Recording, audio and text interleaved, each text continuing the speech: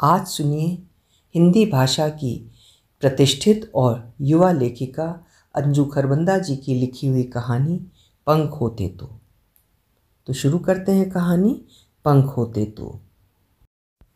आज फिर वही उदासी। मेधा फ्लैट की बालकनी में आकर खड़ी हो गई। मंद मंद हवा उसके खुले बालों से अटखेलियां करने लगी। समीर को उसके बालों की ये अटखेलियां बेहद पसंद थीं। वो कार ड्राइव करते हुए अक्सर खिड़की का शीशा खोल देता ताकि खुली हवा आकर मेधा के बालों से खेल सके। मेधा झल्ला जाती। अरे शीशा क्यों खोला, मेरे सारे बाल खराब हो जाएंगे और मेरा मेकअप भी, बंद करो शीशा। इस पर समीर पहले तो मुस्कुराता और फिर खिलखिला कर हंस पड़ता। अरे यार, दोबारा बाल बना लेना, तुम्हारी ये खूबसूरत जुल्फ़ें हवा से खेलती हुई कितनी प्यारी लगती हैं, इन्हें यूं ही खेलने दो। और समीर शरारत से गुनगुना उठता, ये रेशमी जुल्फ़ें, ये शरबती आँखें। मेधा ज़बरदस्ती शीशा बंद करवा देती, पर समीर का गुनगुनाना रास्ते भर जारी रहता। आज नेहा के घर पार्टी थी। मेधा को पार्टीज़ में जाना जितना पसंद था, समीर उतना ही इन पार्टीज़ से दूर भागता था। पर फिर भी कभी कभी मेधा का दिल रखने के लिए साथ चल पड़ता। मेधा को जिंदगी का हर पल उमंग से जीना पसंद था और इसके विपरीत समीर को घर बैठना। मेधा को स्टेटस सिंबल पसंद था और समीर को सादगी। भले ही दोनों का प्रेम विवाह हुआ था, पर दोनों नॉर्थ पोल और साउथ पोल की तरह विपरीत ध्रुवों की ही तरह थे। समीर और मेधा एक ही कॉलेज में पढ़ते थे, लेकिन कभी एक दूसरे से बात नहीं हुई थी। समीर की लियाकत और शराफत के सभी कायल थे। एक दिन कॉलेज की कैंटीन में चाय पीते हुए समीर के दोस्तों में से सबसे शरारती दोस्त उज्ज्वल ने दूसरे दोस्तों को चैलेंज किया कि जो सामने ग्रुप में बैठी लड़कियों में से किसी एक को गुलाब देगा, उसकी 1 महीने की चाय का बिल मैं भरूंगा। सब हो करके हंस पड़े।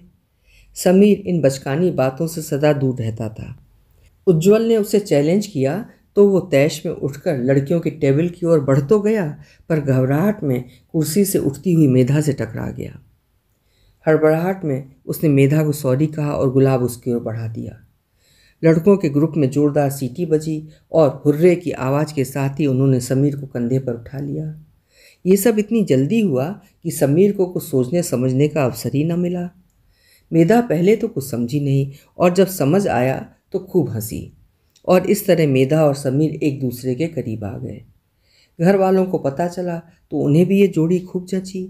समीर की नौकरी लगते ही दोनों प्रणय सूत्र में बंध गए। समीर सुबह ऑफिस जाता और देर शाम थका मांदा घर लौटता। मेधा ने बोरियत से बचने के लिए 2-3 किटी पार्टीज ज्वाइन कर ली। मेधा रविवार को कहीं जाए समीर को ये कतई पसंद नहीं था। वो चाहता था कि छुट्टी वाले दिन मेधा पूरा समय उसी के पास रहे। मेधा को पार्टीज छोड़ यूं घर में बैठना बोरिंग लगता, पर समीर का दिल रखने के लिए वो रविवार को कहीं जाना अवॉइड करती। अगर कभी जाना भी पड़ जाता तो समीर मुंह फुलाकर बैठ जाता और दोनों का पूरा रविवार बर्बाद हो जाता। हाँ, समीर महीने में एक आध बार शनिवार की लेट नाइट पार्टी में मेधा के साथ जरूर चला जाता, ताकि दोनों दोस्तों के साथ कुछ समय बिता सकें। टियारा के होने के बाद भी मेधा के व्यवहार में कोई फर्क न आया। उसे तो ये सब झंझट ही लगते, इसलिए उसने फुल डे मेड रखकर सब झंझटों से मुक्ति पा ली। पर समीर को टियारा के प्रति उसकी ये रुखाई बिल्कुल भी बर्दाश्त नहीं होती थी। इसी बात पर अक्सर दोनों की कहासुनी भी हो जाती। अब तुम माँ बन गई हो, तुम्हें अपना समय अधिक टियारा को देना चाहिए। समीर की इस बात पर मेधा उखड़ जाती और गुस्से से दंदनाती हुई बेडरूम में चली जाती और रोते रोते सो जाती, या फिर तैयार होकर पार्टी में चली जाती। दोनों ही सूरतों में टियारा ही सफ़र करती।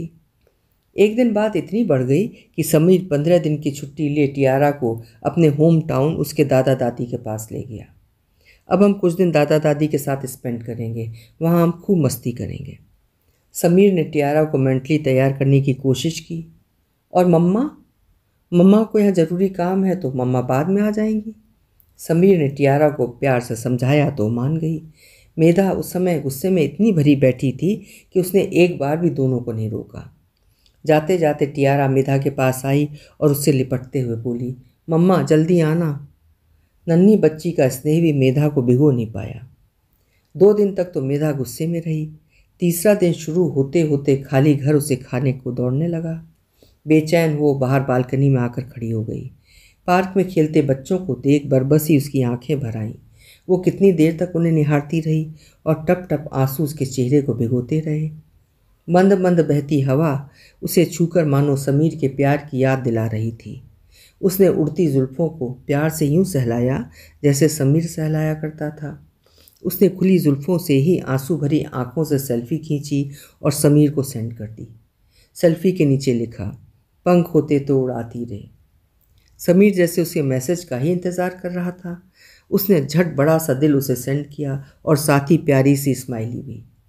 मेधा के उदास चेहरे पर भी स्माइल आ गई। इतने में ही समीर का फ़ोन भी आ गया। मेधा के हेलो बोलते ही समीर धीरे से फुसफुसाया, मिस यू टू। कहते हुए मेधा की रुलाई फूट पड़ी। समीर ने प्यार से कहा, जल्दी आ जाओ, हम सभी को तुम्हारा इंतज़ार है। इस बार दिवाली सभी यहीं मिलकर मनाएंगे। अच्छा लो, टियारा से बात करो। हेलो, हाँ टियारा बेटा, मम्मा कल ही आ रही है तुम्हारे पास, हमेशा के लिए। अभी आप सुन रहे थे अंजू खरबंदा जी की लिखी हुई एक छोटी सी लेकिन प्यारी सी कहानी, पंख होते तो। आशा है आपको भी पसंद आई होगी। कल मिलेंगे फिर किसी नई कहानी के साथ। आपका समय शुभ हो।